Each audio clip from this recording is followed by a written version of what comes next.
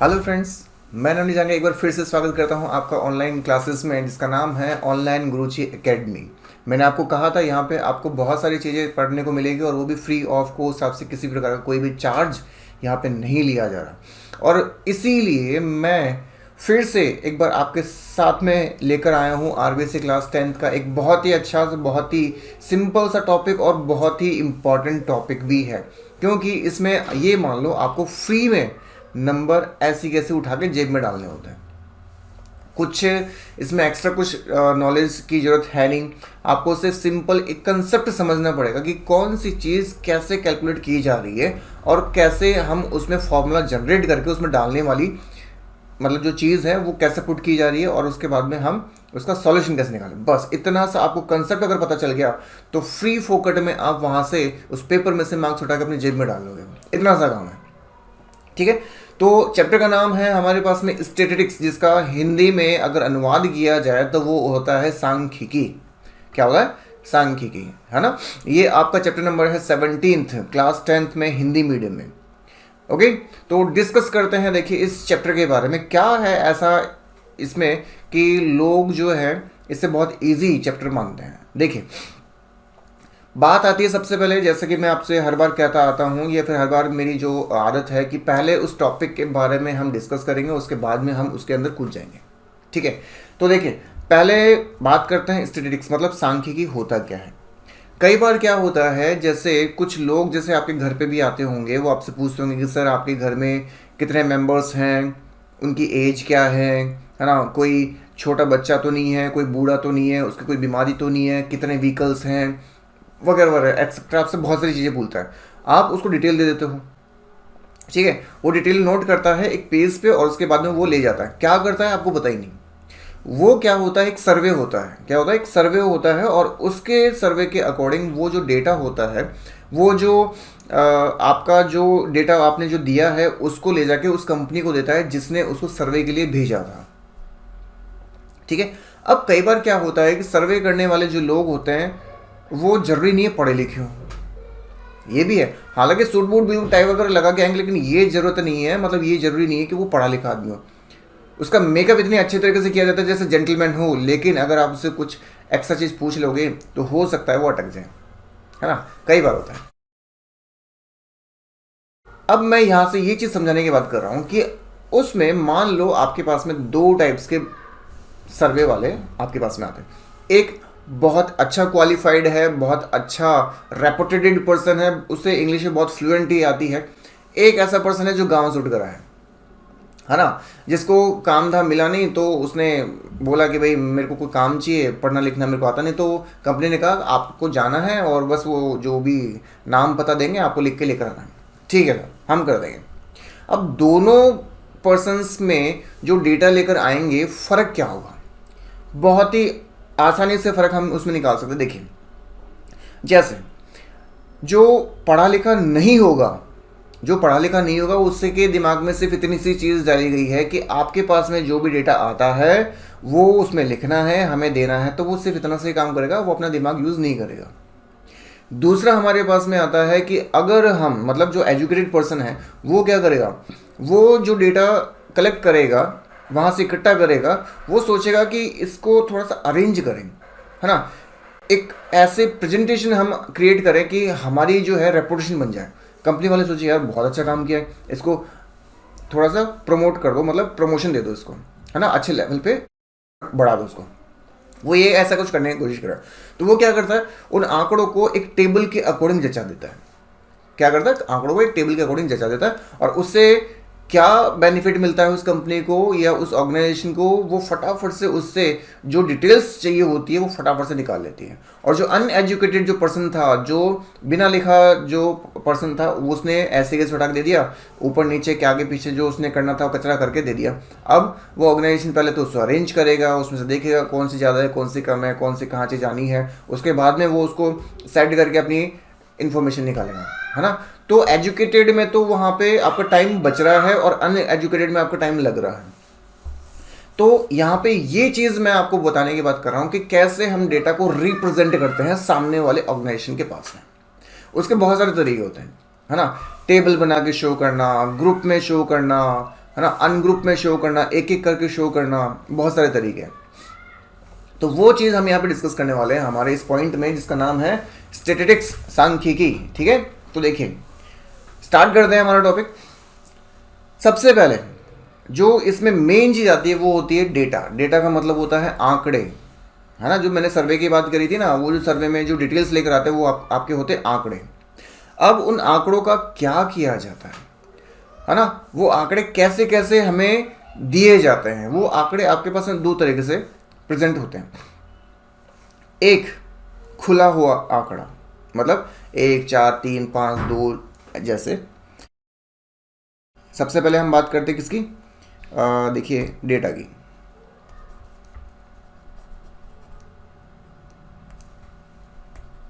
Data का मतलब मैंने आपको बताया क्या, आंकड़े। क्या होता है, आंकड़े। राइटिंग थोड़ी सी चेंज करने की कोशिश करते, देखिए एक्चुअली में क्या है, बोर्ड की अलग बात होती है, यहाँ पे थोड़ी सी अलग बात होती है, पेन की अलग बात होती है, चौक की अलग बात होती है, मार्कर की अलग बात होती है, तो वेरिएंस आने को मिल सकता है। ठीक है, तो देखिए सबसे पहले हम बात करते हैं जो हमारे मेन चीज़ है वो है डेटा। इस बार ठीक है, डेटा का मतलब होता है आंकड़े। क्या होता है, आंकड़े। ये भी ठीक है। तो सर्वे के दौरान जो भी हमें इंफॉर्मेशन सामने वाले पर्सन से मिलती है उसे कहा जाता है आंकड़े। अब वो जो आंकड़े हैं वो कैसे कैसे आपको दिए जा सकते हैं। पहला हमारे पास में आता है खुला हुआ आंकड़ा, जैसे 1 4 5 3 7 2, है ना।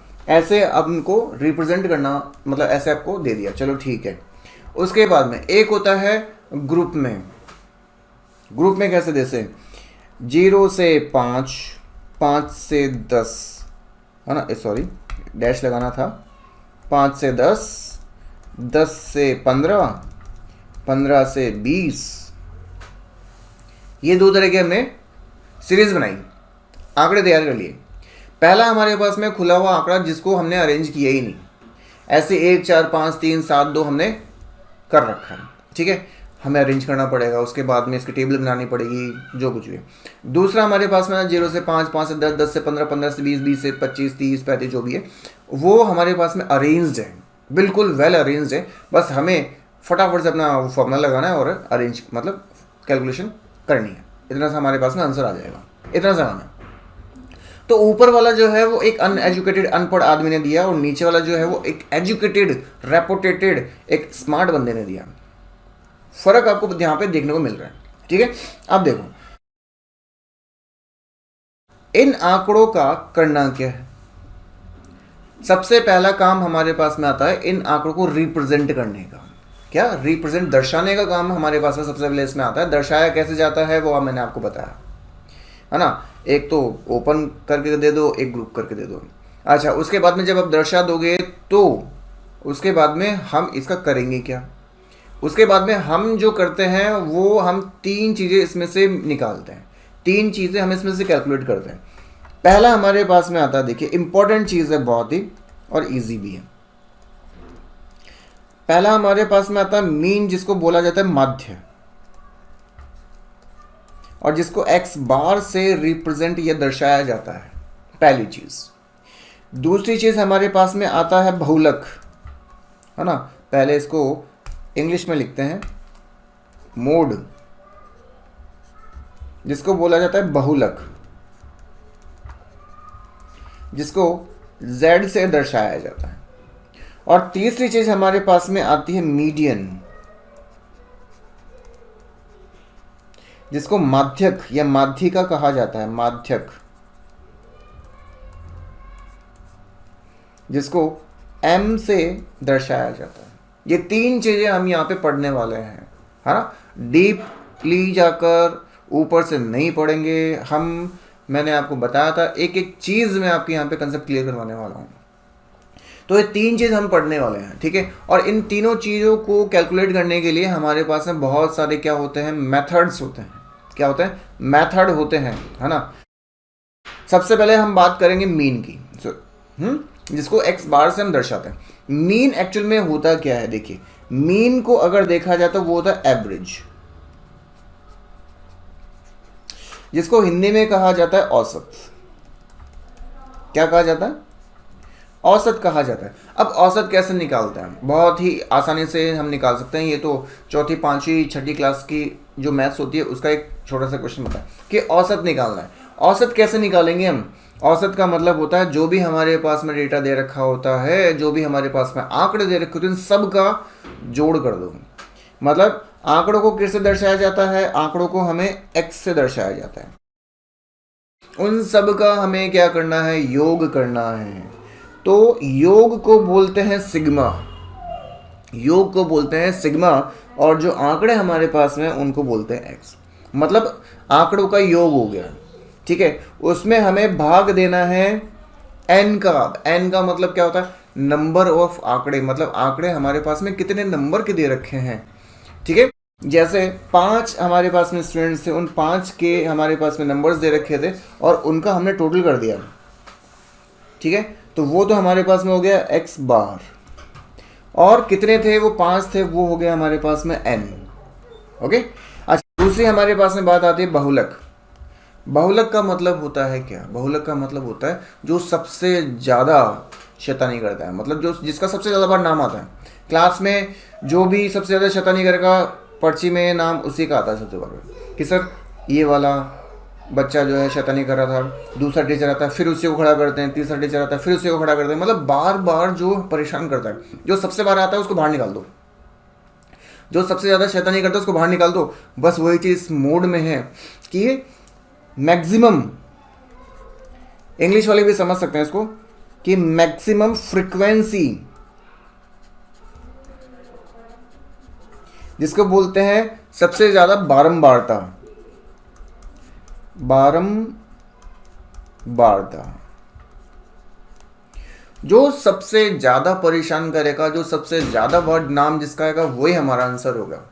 ये आप मान लो, ठीक है। मैक्सिमम फ्रीक्वेंसी देखी जाएगी, कितनी बार रिपीट हुआ है, 5, 6, 7, सबसे बार रिपीट कौन हुआ है, वो हमारा आंसर हो जाएगा, ठीक है। अच्छा, तीसरे की बात करते हैं, मीडियन। मीडियन का मतलब होता है मध्यमान।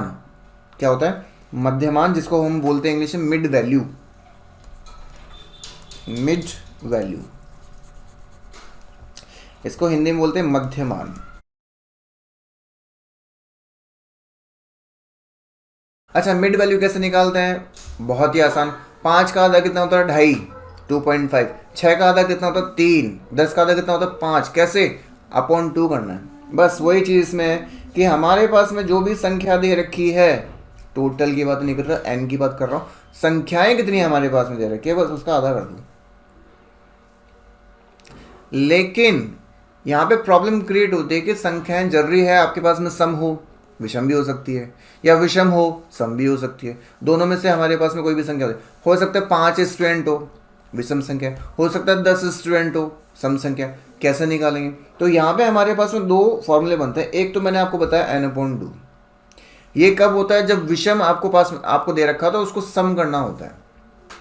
कैसे? एक हमारे पास में होता है n + 1/2/2। समझी बात? मतलब एक तो हमारे पास में विषम वाला दे रखा है और एक हमारे पास में सम वाला दे रखा है। n में अगर हमारे पास में विषम है तो उसको 1 जोड़ के प्लस कर देंगे और वो सम में चेंज हो जाएगा। बस आधा कर दो, बस आधा कर दो। तो ये मैंने आपको जो चीज़ पढ़ाई वो आपके दिमाग में घुस जानी चाहिए। ये बेसिक है, ये ज़ीरो है। मतलब अगर किसी को कुछ आता भी नहीं है, पहली बार अगर वो पढ़ रहा है ना, तो इसके बारे में वो सब कुछ पता लगा लेगा। ये चीज़ आपको बहुत ही मुश्किल से कोई बताएगा, है ना, जितना मैं आपको डीपली जाके बता रहा हूँ। क्लियर है? चलो ठीक है। उसके बाद में हम आगे करते देखिए।